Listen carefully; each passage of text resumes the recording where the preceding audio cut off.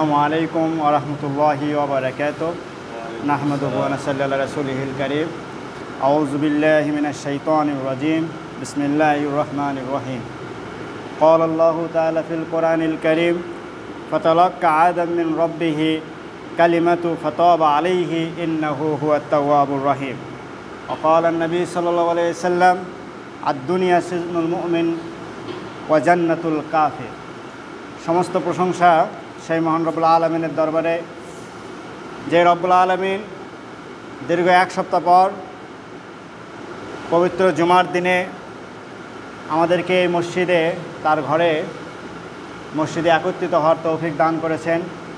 সেই মহান রব্বুল আলামিন আল্লাহ তাআলার দরবারে আমরা শুকরিয়া আদায় করি, সবাই বলে আলহামদুলিল্লাহ।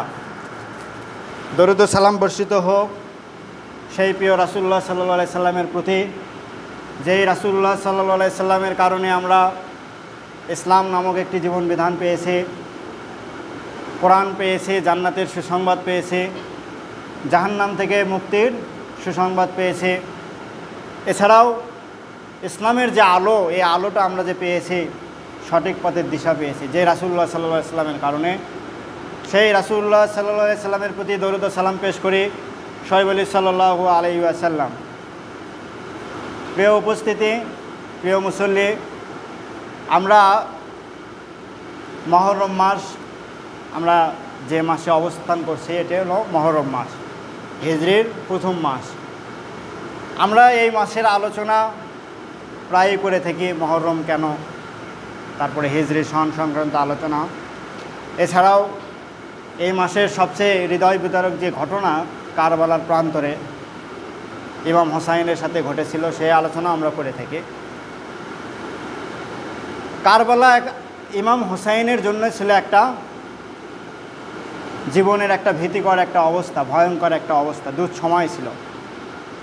অর্থাৎ একজন মানুষকে পরিবার সহ হত্যা করা হচ্ছে, এটা সেই মানুষের জীবনের সবচেয়ে খারাপ একটা অবস্থা, সবচেয়ে ভয়ঙ্কর পরীক্ষার মধ্যে একটা পরীক্ষা।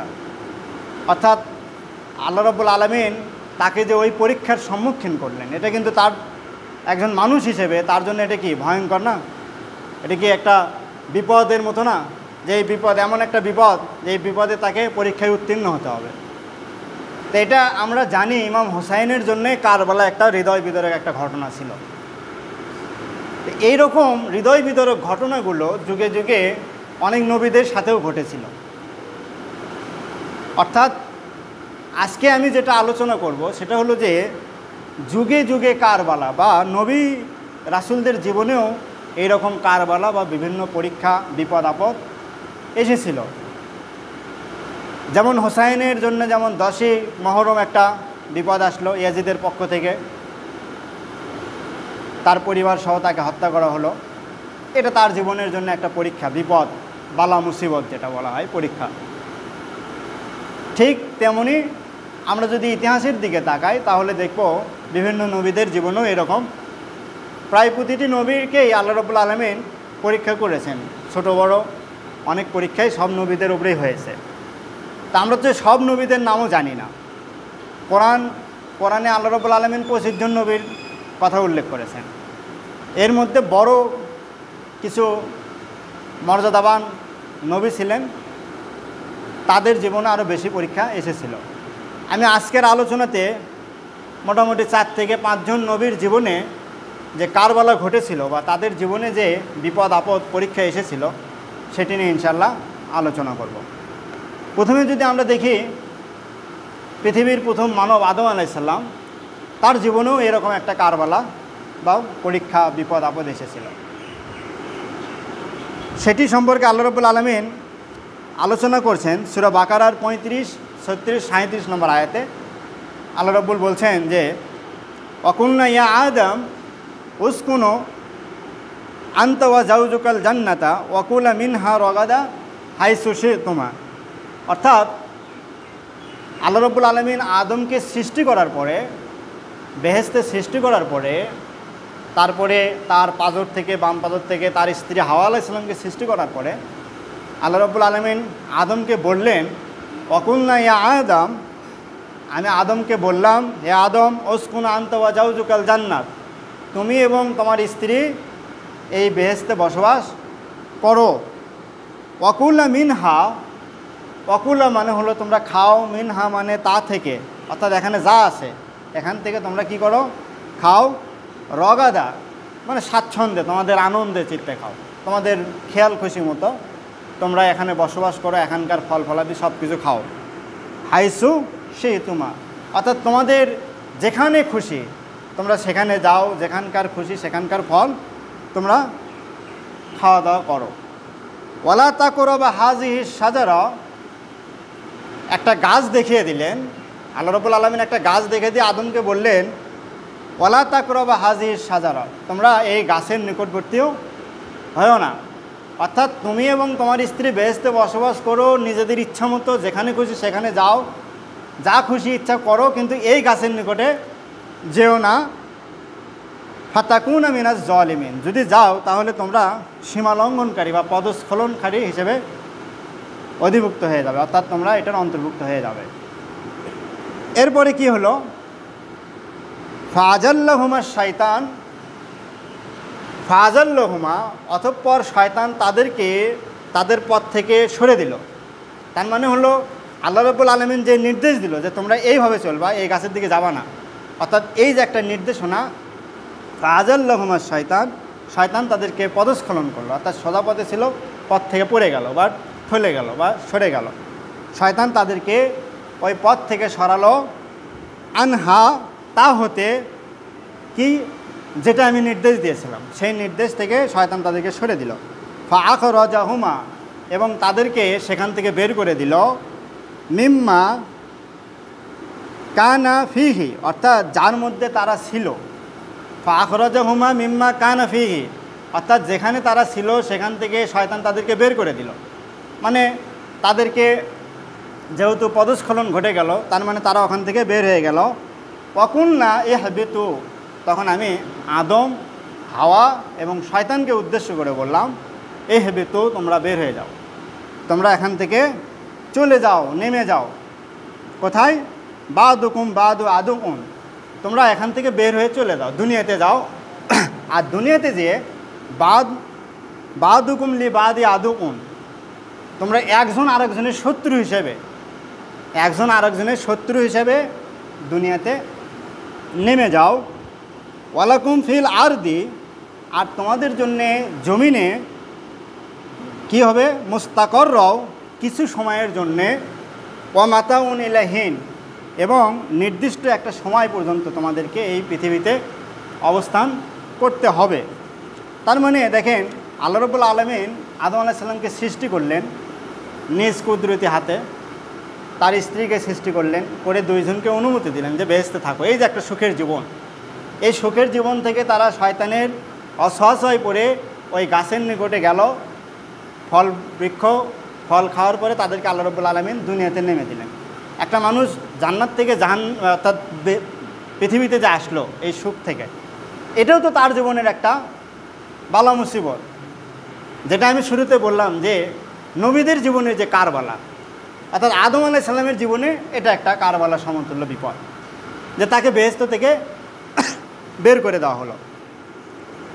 ফাতাআল্লাকা আদম, আদম এবং হাওয়া দুনিয়াতে আসার পরে দুইজনকে দুই জায়গায় নেমে দেওয়া হয়েছিল, একজনকে শ্রীলঙ্কায় আর একজনকে আরবে জেদ্দায়।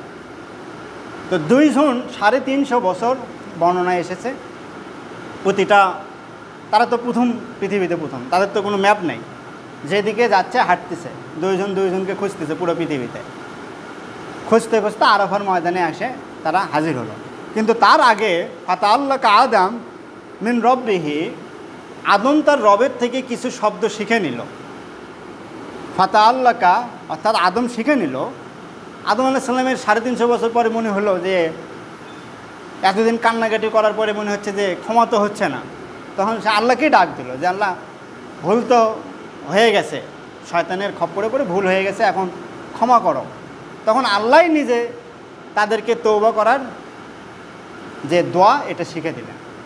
এখন তাছাড়া তো উপায় নেই, আদম আলাইহিস সালামের সামনে তার কোনো মানব জাতি নাই যে তারা কীভাবে ভুল করছে, সেখান থেকে কীভাবে উদ্ধার হচ্ছে ওইটা যে দেখবে, ওই পথ তো নাই।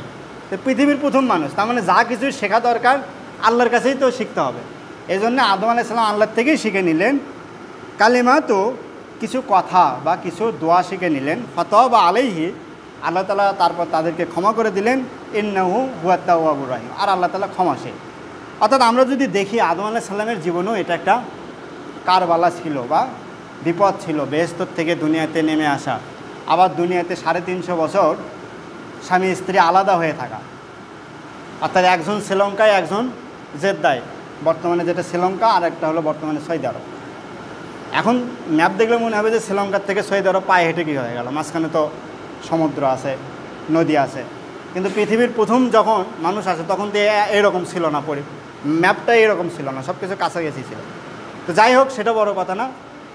তারপরেও দুইজনকে দুই জায়গায় নেমে দিল, 350 বছর তারা ঘোরাঘুরি করলো। এটাও আদম আলাইহিস সালামের জীবনে একটা পরীক্ষা, বড় একটা পরীক্ষা ছিল, যেটা কারবালা সমতুল্য পরীক্ষা। এরপরে আমরা যদি দেখি হযরত ইব্রাহিম আলাইহিস সালামের জীবনেও এরকম একটা পরীক্ষা এসেছিল। ইব্রাহিম আলাইহিস সালামকে আল্লাহ রাব্বুল আলামিন ছোটো বড় 4 থেকে 5টা পরীক্ষা করছিলেন। 5টা পরীক্ষা হয়েছিল, বড় বড় 5টা পরীক্ষার সম্মুখীন হয়েছিলেন। তার মধ্যে একটা পরীক্ষা ছিল, সে যখন নমরুদের যখন ওই যে মূর্তি ভেঙে ফেললো ছোটোবেলায়, তারপরে বড় হয়ে যখন তিনি দিনের দাওয়াত দিতে থাকলেন, তখন নমরুদ দেখলো আমার রাজত্বের ইব্রাহিম একটা হুমকি হয়ে দাঁড়াচ্ছে, একে একটা শাস্তি দেওয়া দরকার। তখন আল্লাহ রাব্বুল আলামিন সেই কথাই তুলে ধরছেন সূরা আম্বিয়ায়, যে ওয়াকালু, তখন তারা বলল, অর্থাৎ নমরুদের পরামর্শদাতারা নমরুদকে বলল, ওয়াকালু হাররিকুহু, ইব্রাহিমকে পুড়ে ফেলো, কী করো, আগুনে পুড়ে ফেলো। এই ইব্রাহিম বেশি বাড়াবাড়ি করতেছে, আল্লাহর দাওয়াত দিচ্ছে, আমাদের নমরুদের যে রাজত্ব, এই রাজত্বের জন্য হুমকি হয়ে দাঁড়াচ্ছে। তাহলে কি করতে হবে, ইব্রাহিমকে পুড়ে ফেলো।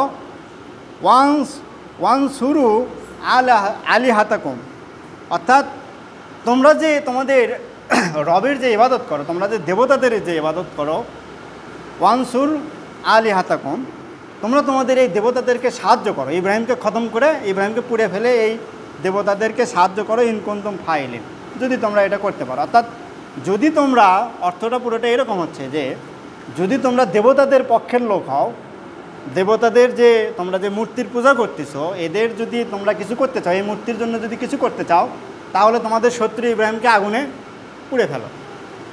তারপরে তারা, এটা তো আমরা পুরো ঘটনা জানি, ইব্রাহিম আলাইহিস সালামকে আগুনে নিক্ষেপ করা হলো। এরপরে আয়াতে আল্লাহ রাব্বুল আলামিন বলছেন, কুলনা ইয়া নার কুনি বারদা ওয়া সালামান আলা ইব্রাহিম, তখন আমি আগুনকে বললাম যে হে আগুন, তুমি ইব্রাহিমের জন্য আরামদায়ক হয়ে যাও। দেখেন কোরআন কতটা মজেজা, কতটা হিকমতপূর্ণ, এবং কোরআন যে আসলে আল্লাহর থেকে এসেছে তার প্রমাণ এই আয়াতে। যখন ইব্রাহিম আলাইহিস সালামকে আগুনে নিক্ষেপ করা হলো, আগুনের কুণ্ডলী তৈরি করে, তখন আল্লাহ রাব্বুল আলামিন যে আয়াতটা বললেন যে কুলনা ইয়া নার, তখন আমি আগুনকে বললাম। আচ্ছা, আল্লাহ যদি আগুনকে নির্দেশ দেয়, তাহলে তো সেই আগুনের মধ্যে তো জাহান্নামের আগুন, ইব্রাহিম আলাইহিস সালামের যে চতুর্দিকে যে আগুন, আমাদের গ্রামের যে আগুন, সবই তো, ইন্দোনেশিয়ার ওই যে কোন দ্বীপে, জাভা দ্বীপের যে আগ্নেয়গিরির নিচে যে আগুন আছে, সব আগুনই তো অন্তর্ভুক্ত। আল্লাহ যদি ওইটুকুই বলে যে ইয়া নার, এইটুকু বলেই যদি থেমে যায়, তাহলে তো সব আগুনই তো ঠান্ডা হয়ে যাবে, তাই না? কিন্তু দেখেন পরের আয়াতে কী বলতেছে, ইয়া নার, তার মানে সব আগুন কুনি হয়ে যাও, তখন সব আগুনই কি প্রস্তুত হয়ে যাবে, বার দাও, শীতল হয়ে যাও। এইটুকুই যদি আল্লাহ বলে যে ইয়া নার কুনি বার দাও, তাহলে পৃথিবীর সব আগুন একদম ঠান্ডা হয়ে যেত, -70-80 ডিগ্রি। এটা রাশিয়ার সাইবেরিয়া অঞ্চলে আছে, ওই অঞ্চলে ফ্রিজ নাই, মানুষের ফ্রিজ লাগে না, রাস্তাঘাটে মাছ গোস্ত সব ফেলে রাখে, মানে -70 ডিগ্রি তাপমাত্রা। ফ্রিজের মনে করেন যে 50-60টা ফ্রিজের যে তাপ, সেই তাপ ওই এলাকাতে থাকে। তো ফ্রিজ তো আলাদা লাগবে না, গোস্ত মাছ সবাই রাস্তায় ফেলেই রাখে, মানে ঠান্ডা। তো আল্লাহ যদি ওইটুকু বলে থেমে যেত, তাহলে পৃথিবীর সব আগুন ওই রকম হয়ে যেত। এই জন্য আল্লাহ সাথে সাথে বললেন ওয়া সালামান, শুধু ঠান্ডা হলে হবে না, আরামদায়ক, শান্তিদায়ক, মানে এসির মতো আর কি। এসি একবারও ঠান্ডা না, একবারও গরমও না, আরামদায়ক একটা এসির চেয়েও আর কি। এসি তো মানুষের তৈরি, এসি বা এই টাইপের, তার চেয়েও ভালো একটা আরামদায়ক হয়ে যাও, এইটুকু হয়ে যাও আলা ইব্রাহিম, অর্থাৎ ইব্রাহিমের আশেপাশে যে আগুন আছে সেই আগুন, বাকি আগুন না। আলা ইব্রাহিম বলে আল্লাহ রাব্বুল আলামিন বুঝালেন যে ইব্রাহিমের সাইডে যে আগুন আছে সেই আগুনকে আমি নির্দেশ দিচ্ছি যে তোমরা আরামদায়ক এবং শান্তিদায়ক হয়ে যাও ইব্রাহিমের জন্য। অর্থাৎ দেখেন এখানে ইব্রাহিম আলাইহিস সালামের জন্য একটা বিপদ বা কারবালা ঘটল, যে তাকে আগুনে নিক্ষেপ করা হলো। তো এটা একটা তার জীবনে একটা কারবালা সমতুল্য বিপদ বা মুসিবত, যেটা পরীক্ষা বলা হয়। এরপরে আমরা যদি দেখি হযরত ইউনূস আলাইহিস সালাম, হযরত ইউনূস আলাইহিস সালামকে আল্লাহ রাব্বুল আলামিন যে অঞ্চলে পাঠালেন, ইউনূস আলাইহিস সালামকে যে জাতির কাছে পাঠালেন, এটা বিশাল বড় ঘটনা। যে ইউনূস আলাইহিস সালাম দাওয়াত দিলেন, দিতে দিতে ইউনূস আলাইহিস সালাম একদিন হঠাৎ করে আল্লাহকে না বলে, আল্লাহর কাছে থেকে অনুমতি না নিয়ে তিনি তার ওই গ্রাম, ওই এলাকা ছেড়ে চলে যাচ্ছেন। তো এটা আল্লাহর একটু খারাপ লাগে, মানে আল্লাহর একটু মনে হলো যে আমার ইউনূস আমাকে না বলে গেল কেন। এটা হয় যে যে মানুষ যাকে বেশি ভালোবাসে ওই মানুষ যদি বেশি কষ্ট দেয়, ওটা কিন্তু একটু বেশি কষ্ট লাগে। তো ইউনূস আলাইহিস সালাম যে না বলে গেল, এটা তো কিন্তু আল্লাহ তো জানতেইছে যে ইউনূস যাচ্ছে, কিন্তু আল্লাহ রাব্বুল আলামিন এটাই একটু মানে ধরলেন যে ইউনূস আমার প্রিয় একটা নবী, আমাকে না বলে সে যাবে কেন। এই জন্যে ইউনূস আলাইহিস সালামের যেটা হলো, তিনি এলাকা ছেড়ে চলে যাওয়ার পরে একটা জাহাজে করে এলাকা পার হবে। জাহাজে উঠলেন, এই ঘটনা আমরা সবাই জানি, যে তখন ঝড় বৃষ্টি আসলো, তো লটারি হলো যে কে ঝাঁপ দেবে। তো ইউনূস আলাইহিস সালামের নাম আসে বারবার, ইউনূস আলাইহিস সালাম ঝাঁপ দিলেন, সমুদ্রে ঝাঁপ দিলেন। তখনই সঙ্গে সঙ্গে একটা মাছ এসে তাকে গিলে ফেলল। এটাই ইউনূস আলাইহিস সালামের জন্য একটা বড় বিপদ, যে তিনি যদি এটা জমিনে হতো তাহলে কেউ যে তাকে একটু উদ্ধার করতে পারত। জমিনে যদি কোনো একটা বিপদে তিনি পড়তেন, তাহলে আল্লাহর নবীকে উদ্ধার করার জন্য কোন মানব জাতি যেত, ফেরেশতারা তো যেতই, কিন্তু মানব জাতিতেও ভালো যারা সৎকর্মশীল বান্ধব তারা যে হেল্প করার চেষ্টা করত। কিন্তু সমুদ্রের মধ্যে যখন লাফ দিলেন, মাছ এসে খেল, ওখানে তার হেল্প করার কেউ নেই। তার মানে তার জীবনের সবচেয়ে বড় ভয়ঙ্কর যে একটা পরীক্ষা তখন শুরু হয়ে গেল। আল্লাহ রাব্বুল আলামিন সেই ঘটনায় তুলে ধরছেন যে যখন ইউনূস আলাইহিস সালাম মাছের পেটে চলে গেলেন, অন্ধকার জায়গা, তখন ইউনূস আলাইহিস সালাম বুঝতে পারলেন যে আসলে আমি যে আল্লাহকে না বলে যাচ্ছি, আমার এলাকাটা যে ছেড়ে আসলাম আল্লাহকে না বলে, এটা কারণেই এই বিপদটা হচ্ছে। মাছের পেটে অন্ধকার জায়গাতে চলে গেল, মাছ তো তাকে গিলে ফেলে দ্রুত গতিতে সমুদ্রের মধ্যে চলছে, পৃথিবীর এক প্রান্ত থেকে আরেক প্রান্ত খুব দ্রুত খেলে সে চলে যাচ্ছে। তখন ইউনূস আলাইহিস সালাম তখন বুঝতে পারলেন যে আমার জীবনে একটা বিপদ পরীক্ষা এসে গেছে। তখন ইউনূস আলাইহিস সালাম দোয়া পড়া শুরু করলেন। তিনি তখন আল্লাহর কাছে ক্ষমা চাইলেন। আল্লাহ রাব্বুল আলামিন তাকে ক্ষমা করে দিলেন। ক্ষমা করে দিয়ে কি করলেন, তাকে মুক্তি দিলেন। তো ওই পরীক্ষার থেকে তখন তাকে মুক্তি দেওয়া হলো। এখন আল্লাহ রাব্বুল আলামিন সেটাই বলছেন যে যদি ইউনূস মাছের পেটে যাওয়ার পরে ক্ষমা না চাইতো, তাহলে ইউনূসের কী হতো। আল্লাহ রাব্বুল আলামিন সেটাই বলছেন যে ফালাউলা আন্নাহু, যদি তখন সে ফালাউলা আন্নাহু, যদি সে তখন এই কাজটা না করত, কানা মিনাল মুসাব্বিহিন, অর্থাৎ সে যে তসবিহ পাঠ করতেছিল, আমার কাছে যে ক্ষমা চাচ্ছিল, সে যদি এই তসবিহ পাঠ না করত, আমার কাছে যদি ক্ষমা না চাইতো, তাহলে কী হতো, লাল্লাবিসা, তাকে ওই মাছের পেটে থাকতে হতো, ফি বাতনিহি, মাছের পেটে থাকতে হতো, লাল্লাবিসা মানে হলো অবশ্যই ফি বাতনিহি, মাছের পেটে তাকে অবশ্যই থাকতে হতো, ইলা ইয়াউমি ইউবাসুন, পুনরুত্থানের দিন পর্যন্ত তাকে ওই মাছের পেটে থাকতে হতো। যখন ইউনূস আলাইহিস সালাম দোয়া কবুল করলেন, আল্লাহ রাব্বুল আলামিন তাকে দোয়া কবুল করে মুক্তি দিয়ে ইউনূসকে বললেন যে যদি মাছের পেটে যাওয়ার পরে ক্ষমা না চাইতো আমার কাছে, তাহলে মাছের পেটেই তোমাকে কিয়ামত পর্যন্ত রেখে দিতাম। তার মানে তার জীবনে কত বড় একটা বিপদ মুসিবত বা পরীক্ষা এসেছিল, কারবালা মতো একটা পরীক্ষা তার জীবনে এসেছিল, অর্থাৎ তাকে কিয়ামত পর্যন্ত মাছের পেটেই থাকতে হতো। এরপরে এটা ইউনূস আলাইহিস সালামের জীবনে একটা পরীক্ষা। এরপরে যদি আমরা ইতিহাসে দেখি, ইউসুফ আলাইহিস সালাম, বিশাল বড় ঘটনা। ইউসুফ আলাইহিস সালামের যে ভাইয়েরা তাকে কুয়ায় নিক্ষেপ করলো, ওটাও একটা ঘটনা, ওটাও একটা তার পরীক্ষা। তারপরে তাকে মিশরে যেতে হলো। মিশরে যাওয়ার পরে মিশরের প্রধানমন্ত্রী তাকে লালিত পালিত করলো। সেখানকার প্রধানমন্ত্রীর স্ত্রী তাকে একটা ঘরের ভেতরে আটকালো। তারপরে ইউসুফ আলাইহিস সালাম ঘর থেকে বের হয়ে যাওয়ার চেষ্টা করলো, পালানোর চেষ্টা করলো। তো ওই প্রধানমন্ত্রীর স্ত্রী করলো কি, ইউসুফ আলাইহিস সালামের পিছনে জামাটা টানা দিল, ধরলো, জামার পেছনে টানে ধরলে জামা ছিঁড়ে গেল। ইউসুফ আলাইহিস সালাম দৌড় ধরলো, ছিঁড়ে গেল। যেই গেট পার হয়েছে, গেটের ওখানে প্রধানমন্ত্রী নিজেই দাঁড়ায়। তো প্রধানমন্ত্রী এখন দেখতেছে গেড়ে ঘরের মধ্যে আমার স্ত্রী আর ইউসুফ। তখন প্রধানমন্ত্রীর স্ত্রী প্রধানমন্ত্রীকে উল্টো অভিযোগ দিচ্ছে যে ইউসুফই আমার ঘরের মধ্যে নিয়েছে। তখন প্রধানমন্ত্রী এখন দেখলো যে ইউসুফ তো ভালো ছেলে, আবার আমার স্ত্রীও বলতেছে, তো বিপদে পড়ে গেল। তখন সাইডে একটা ছোট বাচ্চা ছিল, এই বাচ্চা আবার কথা বলা শুরু করলো। যে কোরআনে বিশাল বড় ঘটনা, এটা অনেক বড়, আলোচনা করতে গেলে অনেক সময় লাগে। তো ওই বাচ্চা তখন আল্লাহ রাব্বুল আলামিন বাচ্চার মুখে কথা ফুটে দিলেন। তো তখন বাচ্চা কথা বলা শুরু করলো যে যদি জামার সামনের থেকে ছেঁড়া থাকে তাহলে ইউসুফ দায়ী, আর যদি পেছন থেকে থাকে তাহলে ইউসুফ নির্দোষ। পরে দেখে যে ইউসুফের পিছনে জামা ছেঁড়া, তার মানে ইউসুফ আলাইহিস সালাম নির্দোষ প্রমাণিত হলেন। কিন্তু প্রধানমন্ত্রী ওখানে একটা কাজ করলেন যেটা ইউসুফ আলাইহিস সালামের জন্য ঠিক হয়, মানে প্রধানমন্ত্রী নিজে এটা অন্যায় করলেন। সেটা হলো ও দেখলো আর স্ত্রী নিজে দেয়, তারপরেও ইউসুফ আলাইহিস সালামকে সে জেলে দিল। কারণ কি? কারণ ইউসুফকে মুক্তি দিয়ে দিলে তার ভয় এই ঘটনা জানাজানি হয়ে যাবে, আমার স্ত্রীর চরিত্র খারাপ, এটা মিশরে জানাজানি হয়ে যাবে। তা আমার স্ত্রীর চরিত্র খারাপ, তাহলে তারা আমার প্রধানমন্ত্রীর তো কোনো কিছু থাকলো না, মানুষ তারা আমার সম্মান করবে না। তো নিজের অন্যায় থেকে নিজে বাঁচার জন্যে ইউসুফ আলাইহিস সালামকে জেলে দিল। ইউসুফ আলাইহিস সালাম জেলখানায় গেলেন। এই যে আর একটা অন্যায়। এরপরে যেভাবেই হোক ঘটনা তো জানাজানি হয়ে গেল, কারণ যে শিশু বাচ্চা কথা বলল ওই শিশু বাচ্চা তো একজন মায়ের কোলেই ছিল, তো মা দেখলো না ঘটনা।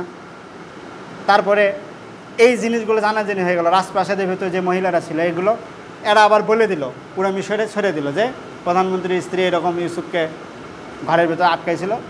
তখন সেসব নারীরা প্রধানমন্ত্রীর স্ত্রীকে উদ্দেশ্য করে কটু কথা বলা শুরু করলো। তখন সে আবার তাদেরকে দাওয়াত দিল যে আসো, ইউসুফ কত সুন্দর সেটা দেখায়। তো তাদের হাতে একটা ফল দিল, চাকু দিল, দিয়ে ইউসুফকে একটা ঘরের মধ্যে আসতে বললো। তো যখন ইউসুফ ঘরের মধ্যে আসলো, ইউসুফ আলাইহিস সালামের এই সৌন্দর্য দেখে এই নারীরা ফল কাটা বাদ দিয়ে নিজেদের হাত কেটে ফেললো। তখন তারা বললো যে এটা আসলে ইউসুফ, এটা কোনো মানুষ না, এটা সম্মানিত একটা ফেরেশতা, এত সুন্দর চেহারা মানুষের হতে পারে না, অর্থাৎ এটা ফেরেশতাই হবে। তারা নিজেদের হাত কেটে ফেললো। দেখেন ইউসুফ আলাইহিস সালামের জীবনে এগুলো একটা পরীক্ষা যে একজন নারীর ফাঁদে, নারী তাকে ফাঁদে ফালাচ্ছে, চরিত্র হননের চেষ্টা করছে, সে ওই ফাঁদ থেকে উঠে আসলো। এটা কি তার জীবনে একটা পরীক্ষা না? তো তিনি তো চাইলে ওই পথে যদি চলে যেত দুনিয়াতে সুখ হতো, কিন্তু আল্লাহর পরীক্ষায় তো সে ফেল হয়ে যেত। তার মানে ইউসুফ আলাইহিস সালামের জীবনেও এটা একটা বড় একটা পরীক্ষা ছিল। ইউসুফ আলাইহিস সালাম এতই সুন্দর ছিলেন যে দেখেন মিশরের সব নারীরাই হাত কেটে ফেলছে ফল কাটা বাদ দেয়। তো আয়েশা রাদিয়াল্লাহু তাআলার একটা হাদিস আছে, তো আয়েশা রাদিয়াল্লাহু তাআলা বলছেন যে নারীরা ইউসুফের দিকে হাত কেটে ফেলছে ওরা যদি মুহাম্মদ সাল্লাল্লাহু আলাইহি ওয়াসাল্লামকে দেখতো, ও তো মুহাম্মদ সাল্লাল্লাহু আলাইহি ওয়াসাল্লামের সৌন্দর্য তো দেখে নাই, ও তো আরও 3-4 হাজার বছর আগেকার কাহিনী। তো তারা যদি মুহাম্মদ সাল্লাল্লাহু আলাইহি ওয়াসাল্লামকে দেখতো, আমার নবীকে দেখতো, তাহলে নিজের কলিজাই কেটে ফেলতো চাকু দিয়ে, হয়তো হুঁশি থাকতো না। মানে এত সুন্দর ছিল রাসূল সাল্লাল্লাহু আলাইহি ওয়াসাল্লাম, যে রাসূল সাল্লাল্লাহু আলাইহি ওয়াসাল্লাম এতটাই সুন্দর যে আয়েশা রাদিয়াল্লাহু আনহা রাতের বেলা সুই যদি ওই যে সেলাই করতে করতে সুই পড়ে গেছে, রাসূল সাল্লাল্লাহু আলাইহি ওয়াসাল্লাম ঘরের মধ্যে আসলে সুইটা কোথায় আছে সেটা দেখা যেত। তার মানে এত সুন্দর ছিলেন যে অন্ধকার ঘরে রাসূল সাল্লাল্লাহু আলাইহি ওয়াসাল্লাম গেলে সেই ঘরের সুই কোথায় পড়ে আছে সেটাও খুঁজে পাওয়া যেত।